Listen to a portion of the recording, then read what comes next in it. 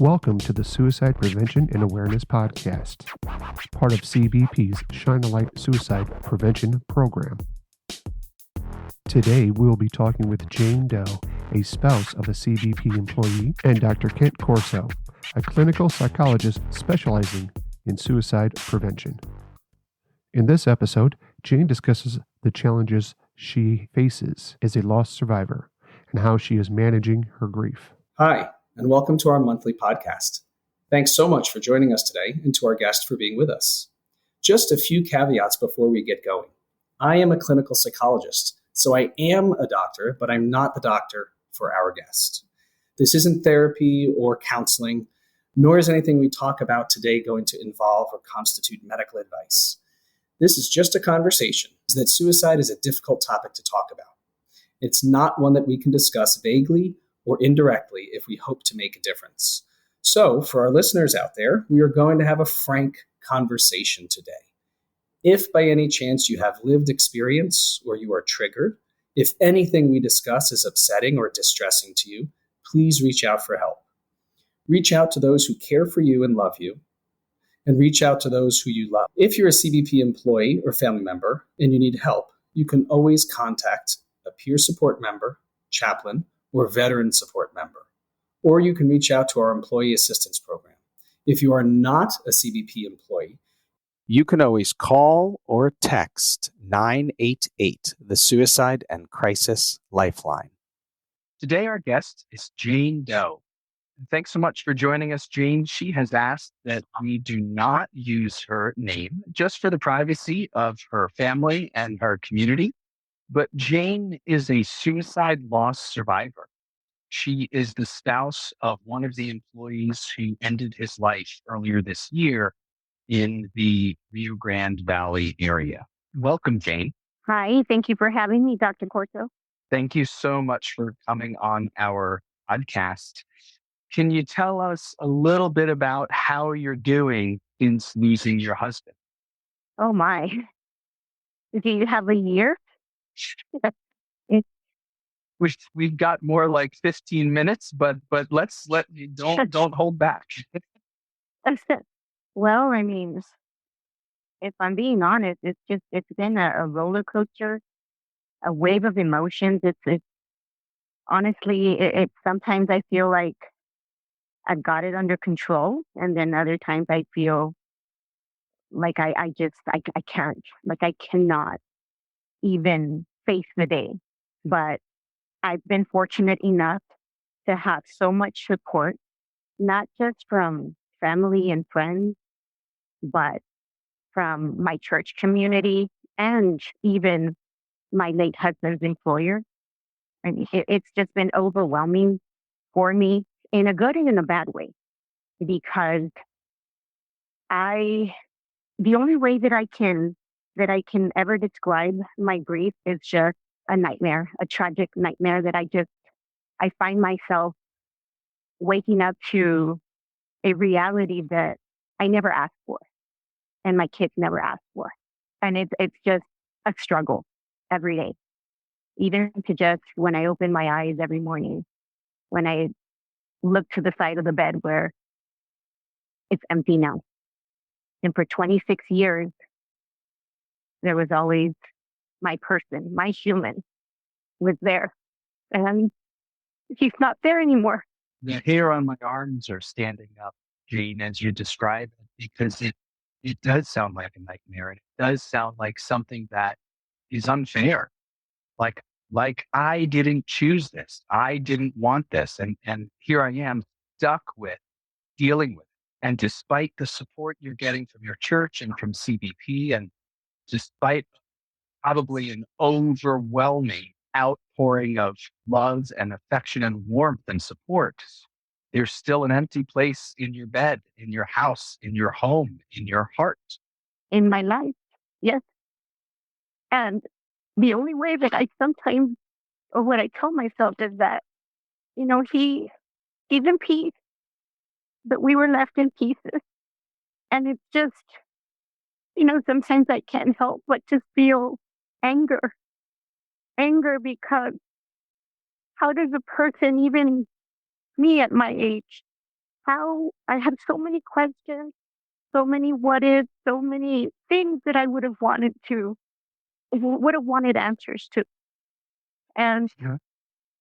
sometimes when I think about it, the more I think about it, the more I think about my kids, our kids, and how this person that promised to always shield us and protect us from the world obviously brought upon this much pain. And at the end of the day, sometimes I think the person we needed protecting from was him. His state of mind that he never shared, that he never gave me the opportunity to help. I never knew. I was blindsided. And so all this time, he's your rock. He's the rock for the children. He's this foundation, this source of strength and hope and love and devotion. And yet, in hindsight, he's the one who really needed the support. He's the one who Correct. needed the outreach. And that's both enraging, confusing, unfair, right? It is. It is. It just seems that sometimes I think about, or whenever I'm somewhere, if I'm at the mall or if I take my girls out to a restaurant and I see a family, especially when I see a family of four, because that was us. And when I look at our table, I just realize that we're not a table of four anymore. We're a table of three. And it's very hard to swallow that reality. Very hard to swallow because, like I mentioned, he was the strong one in the relationship, or so we thought. He was the stable one as far as, whenever I just didn't feel like I felt life was too much. And he would always encourage me and tell me, there's he never had a bad day, not according to him. Because we would ask each other, like, how was your day? Or we would have our family discussions and we talk about our peak and pit once a week. And he never had a pit. He never had a pit. And I remember saying, wow, like one day I want to be just like you, where you don't know what it feels to be sad. Because he would say that. I don't know what it is to be sad. So when I say I was blindsided, I mean I was blindsided. Jane, when I heard about your husband's death and I started talking to people who knew him, they were absolutely blindsided as well. They said, Mr. Doe, if you're Jane Doe, he's Mr. Doe, right? Mr. Doe, there's no way he would have done that. He was the one who was building everybody else up. He was the one who was always so positive, such a force of positivity and high morale and high regard for others and lifting other people up. So you're not alone, Jane, with the fact that it was a blind side to the agency. It was a blind side to his friends, obviously to his family. And I know that that doesn't make it better, but it certainly speaks to the shared pain. And you mentioned how he's in peace, but you're in pieces. I think that's a very insightful statement.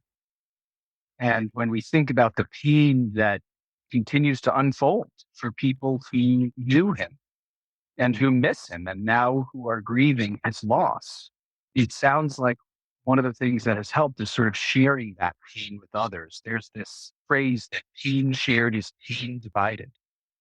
There's Dr. Ken Middleton who says that. It's a brilliant quote. Are you finding, Jane, that as you share the pain, it does divide it into smaller doses, that it does help it not be better, but maybe be more tolerable? I do. More so, I've been in therapy for 9 months, and it really helped me. There's days where sometimes I just feel like it's not bearable. But when I share what I feel, even with my therapist, or even if I share my thoughts and my feelings with my friends or with my daughter, my older daughter, it helps. Like you said, it just feels like I spread not my pain, because that's not what I want to do. I don't want to spread my pain, but I think it just helps alleviate the heaviness of the emotion of what I'm feeling at the moment. And so even now, it helps me, and it helps in the sense that if my pain, if I can share my pain with someone, and not that I want to vomit pain all over someone, but if it'll help anyone, that's what I want to share. When I share my thoughts or what I'm feeling with someone, sometimes I just don't feel connected because that certain person doesn't know what it is to feel depression, or they have not lost someone in the manner that I've lost my husband. So I know they want to understand, they just simply can't. So by me sharing my story, I hope that somebody out there knows that I know what you feel. I really appreciate that as you speak to our audience, Jane. It's as if only someone who's lost their spouse to suicide can really relate and can really be validated that others know what it's like. And as I hear you choking back some of those tears, Jane, I have to ask you, is crying help? It's such a natural human response to pain. Do you find that it's helpful? It does. It really does. I feel like it lifts a weight off my shoulders.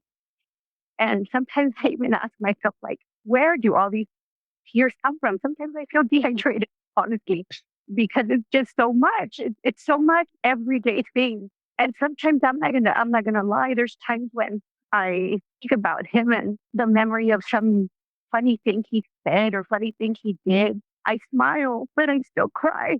Right. I think the misconception that a lot of people have is that after a loss, the grieving and the bereavement, it's not the same as, and I'm not saying that I'm downplaying anybody else's loss, but like for us, the survivors, we just feel abandoned. That's how I feel sometimes. I feel like we were just left to fend for ourselves, and that's not the way it was supposed to be. Right. Right. You're left sending to yourselves and you were supposed to be taken care of instead and taking care of each other. Right. That's correct. I just feel that if you can't open up to the people that you love the most, who else can you open up to? And I get those questions a lot. Like, did you not see it coming? Did you not see the signs? Of course not. I did it. Had I seen them, we wouldn't be in this position. Of course, had you seen them, you would have done something. Of course you would have. Exactly. And that is so normal for people who lose a loved one to suicide to start kicking themselves and raking themselves over the coals with should have, would have, could have. What could I have done? How could I have seen this differently? And the reality is, oftentimes we can't, and we didn't see it, and that's okay, right? That's correct. Jane, a few minutes ago, you spoke directly to our listeners who may have also lost someone to suicide. What would you say to any of our listeners who are thinking about suicide? Don't do it. Seek help. If it's not with your family that you can open up with, seek therapy. Seek therapy. Seek God. I'm not sure how many people are religious, but I think that when you seek God, I know that that helped me and it's helped me through my healing process. There is a lot of resources out there right now. And I mean, just even listening to survivors like to our story, it'll just give you some type of, I don't know, I would say a preview of what's to happen if you're thinking about these things and you actually go through it. It's the aftermath. Sometimes they think that in their mind, in their state of mind, they think that the family would be better off without them, and they're not. Right. Right. You're not better off Yes, without your loved one. no, no, we're not. There's absolutely no way that I can sit here and say that we are better off because we're not. Right. There's absolutely no way that I can sit here and say that if you are a parent, your kids will not be better off without you. It's a lifetime without you. And just seek help because sometimes when people think that when they open up, it's a weakness, but it's not a weakness. It's actually very courageous for you to reach out for help. It takes more courage to ask for help than it is to just bottle it up and just have everything implode. And and just for our listeners, when Jane's talking about help, she sees a therapist. Jane, you see a therapist. You talked about friends, family. You talked about spirituality. For you, that means church, it sounds like. And of course, we have EAP, we have peer support, we have chaplains. If none of those options sound of interest to you and you're a listener right now who's had suicidal thoughts, find any other source of help, whether it's at a church or temple or synagogue or any sort of spiritual help. Go to your healthcare provider where you can get treatment or get care. Jane, what lifts you up through all this pain? We talked about it at the beginning, and there have been clearly some things that have helped you. What lifts you up? What keeps you hopeful? My children.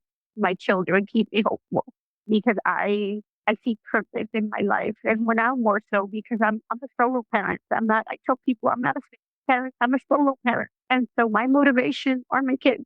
Yeah. And you mentioned a And moment ago, they're your meaning and purpose. We know that when people decide to end their lives, oftentimes it's because they lose their meaning and purpose. And in this case, it's not that your kids didn't mean something to you before, but they're even more meaningful now, right? It sort of emboldens you that I'm a solo parent and they are my priority.